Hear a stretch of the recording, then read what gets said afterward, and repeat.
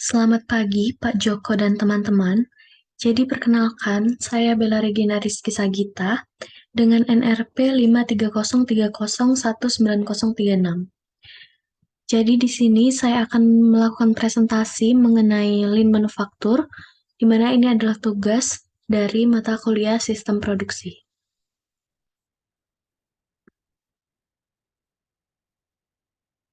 Jadi ada beberapa konten yang akan saya bahas di sini.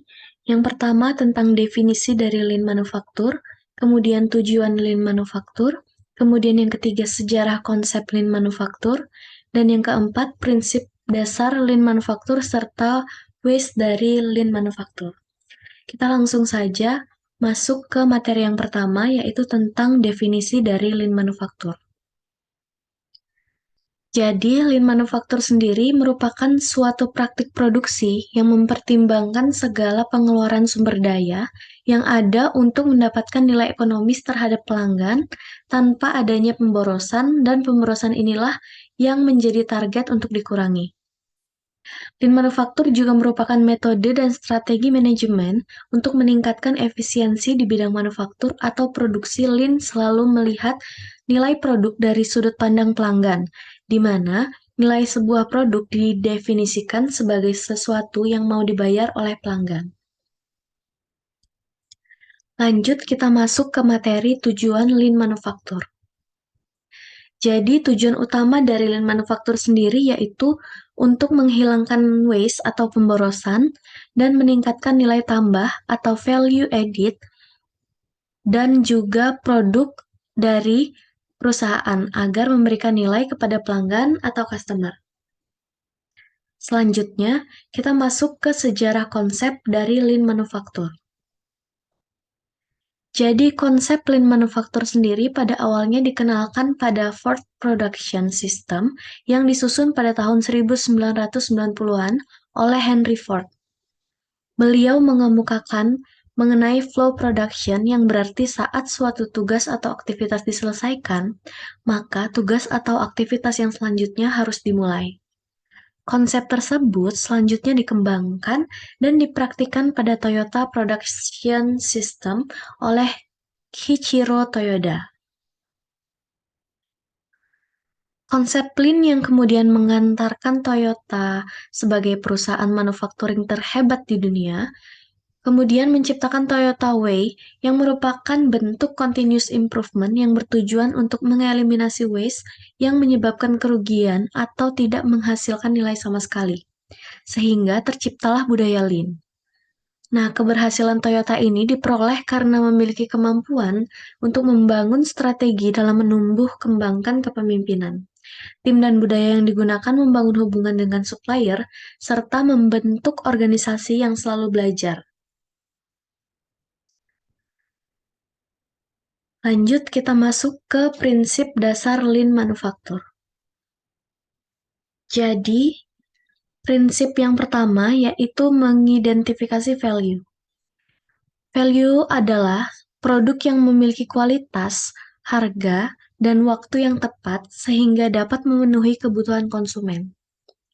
Value juga dapat diartikan sebagai sesuatu yang dapat ditawarkan kepada konsumen untuk dimiliki, digunakan, dikonsumsi, ataupun dinikmati guna memenuhi kebutuhan dan keinginan konsumen.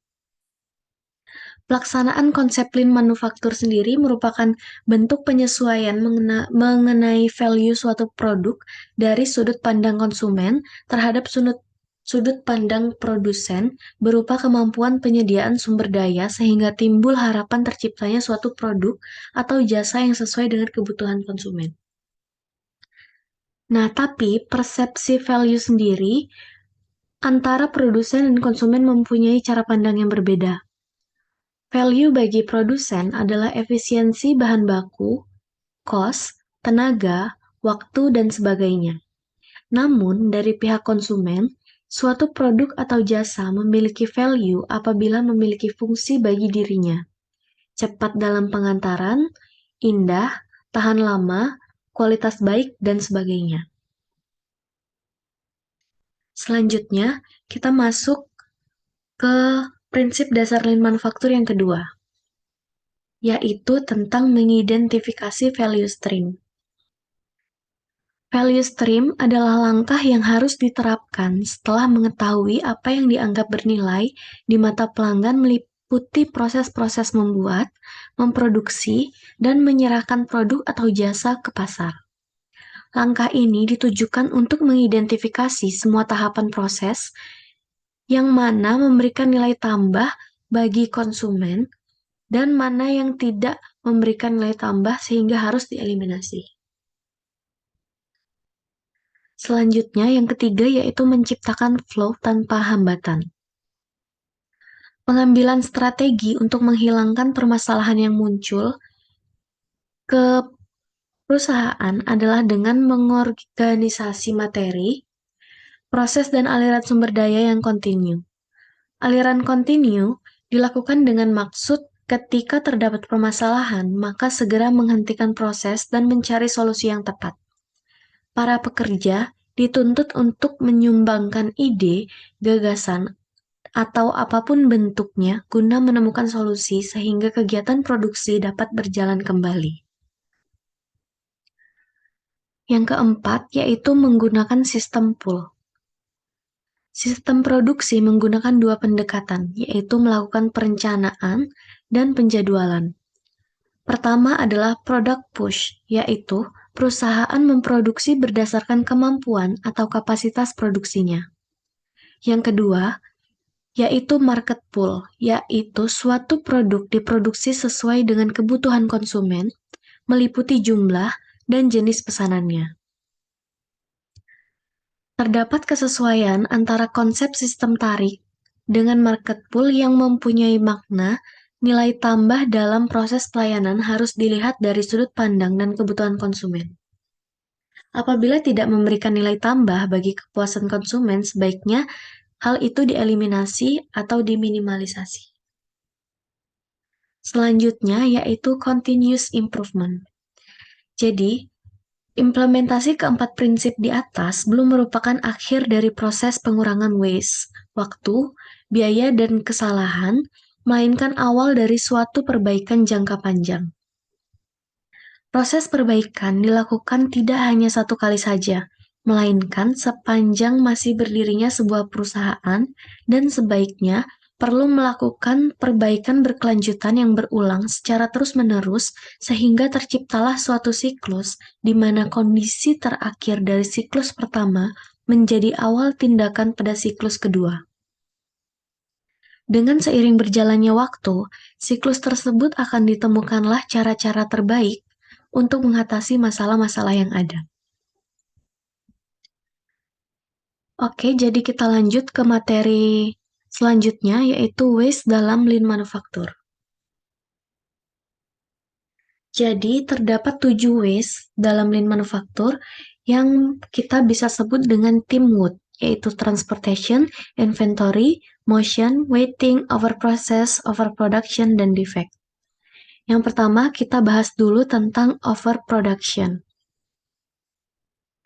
Jadi, waste yang terjadi karena kelebihan produksi, baik yang berbentuk finished good maupun barang setengah jadi, tetapi tidak ada order atau pesanan dari customer.